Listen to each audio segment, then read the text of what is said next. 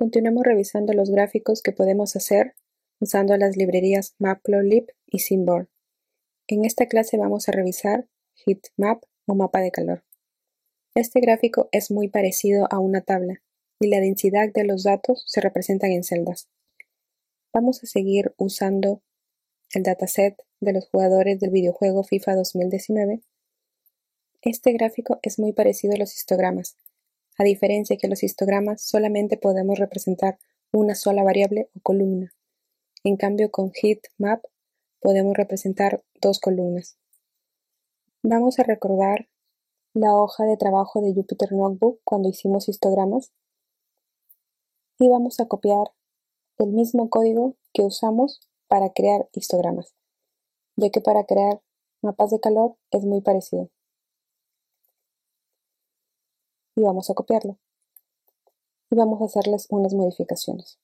Como les decía, los histogramas solamente representan una sola columna, pero los mapas de calor representan dos columnas.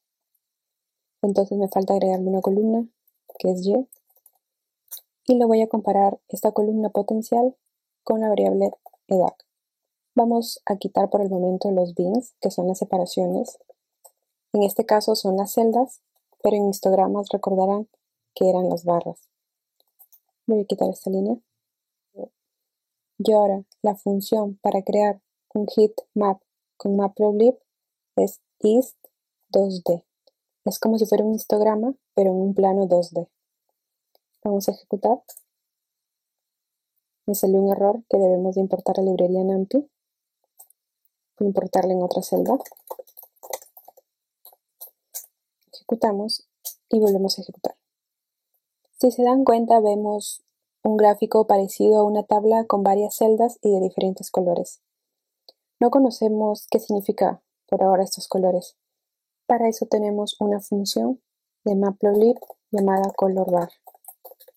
Voy a quitar el punto coma para que me tome la sentencia colorBar y ejecuto. Ahora sí. Vamos a interpretar este diagrama.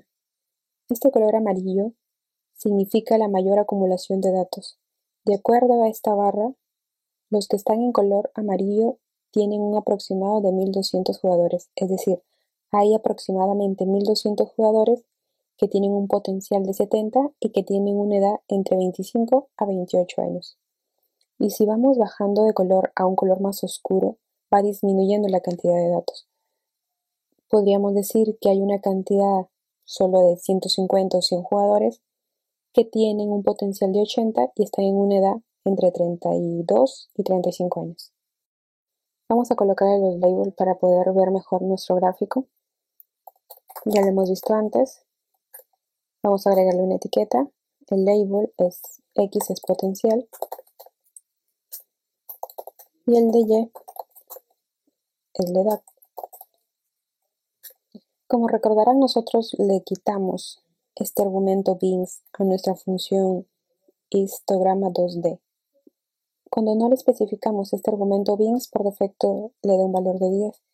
Pero recordarán que para poder generar esas separaciones necesitábamos saber su valor mínimo y su valor máximo. Pero ahora son dos columnas. Tenemos que saber el valor mínimo y máximo de la columna potencial, así como de la columna edad.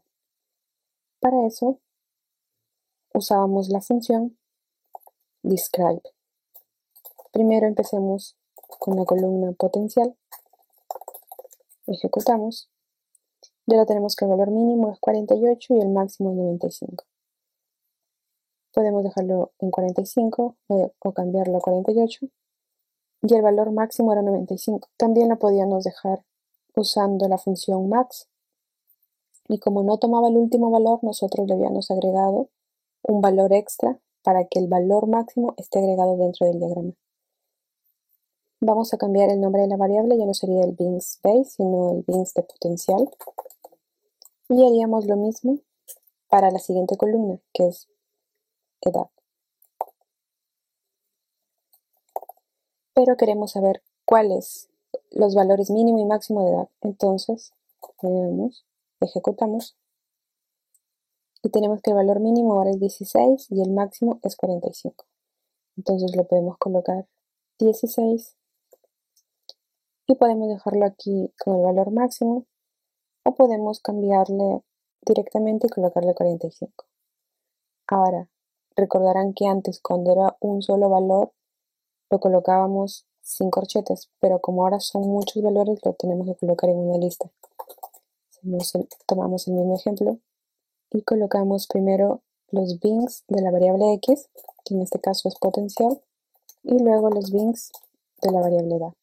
Ejecutamos y ahora vemos que está mucho más pequeño. De acuerdo a cómo nosotros queremos visualizar, podemos seguir modificando. Por ejemplo, queremos modificar a 5 y solamente sumarle 5 más. Modificamos acá y decimos que las separaciones o el incremento sea de 5 en 5. Ejecutamos y ahora se ve un poco mejor.